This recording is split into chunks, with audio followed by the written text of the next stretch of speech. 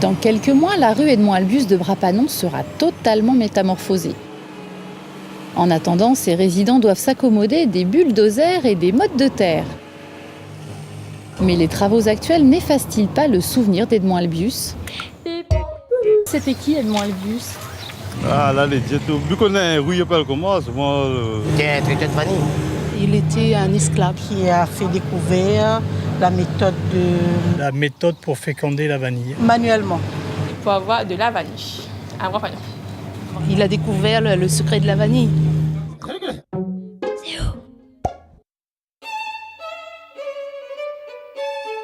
Edmond-Albius et Brapanon ont la vanille en commun.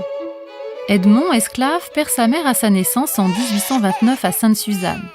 Il est recueilli par Féréole Beaumont-Bélier, établi à Bellevue, qui s'y attache comme à un fils.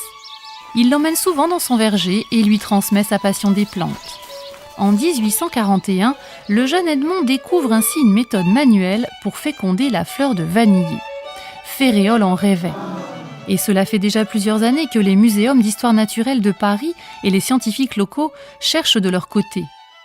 Observateur, l'esclave, qui n'a alors que 12 ans, a repéré avant eux les organes sexuels de l'orchidée et les a mis en contact. Cette opération est normalement effectuée par un insecte, mais celui-ci n'a pas été importé à Bourbon avec la vanille, introduite en 1819.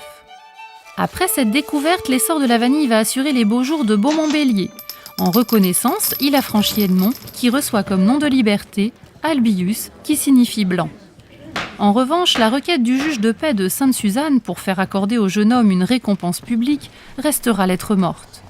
Du coup, le jeune homme démuni, mais habitué à vivre confortablement, commet un vol de bijoux lors d'un voyage à Saint-Denis.